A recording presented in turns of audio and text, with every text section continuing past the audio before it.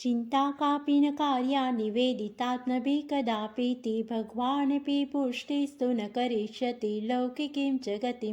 निवेदनं तु स्मर्तव्यं सर्वथा तादृशे जने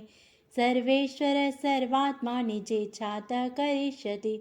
सर्वेषां प्रभुसम्बन्धो न प्रत्येकमिति स्थितिः अतोऽन्यविनियोगेऽपि चिन्ता का स्वस्य सोऽपि चेत् अज्ञानादथवाज्ञानात् कृत्मात्मनिवेदनं यैः कृष्णसात्कृतानेस्तेषां का परिदेवना तथा निवेदने चिन्ता त्याज्या श्रीपुरुषोत्तमे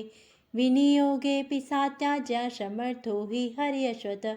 लोके स्वास्थ्यं तथा वेदे हरिस्तु न करिष्यति पुष्टिमार्गस्थितो यस्मात् साक्षिणो भवता किल सेवाकृतिर्गुरोराज्ञा बाधनं वा हरिच्छया अतः सेवा परं चित्तं विधाय स्थियतां सुखं चित्तोद्वेगं विधायापि हरिरर्थत् करिष्यति तथैव तस्य लीलेति मत्वा चिन्तां द्रुतं त्यजेत् तस्मात् सर्वात्मना नित्यं श्रीकृष्णशरणं मम वदद्भिरेव सततं स्थेयमित्येव मे मतिः इति श्रीमद्वल्लभाचार्य विरचितं श्री नवरत्नं स्तोत्रं सम्पूर्णम्।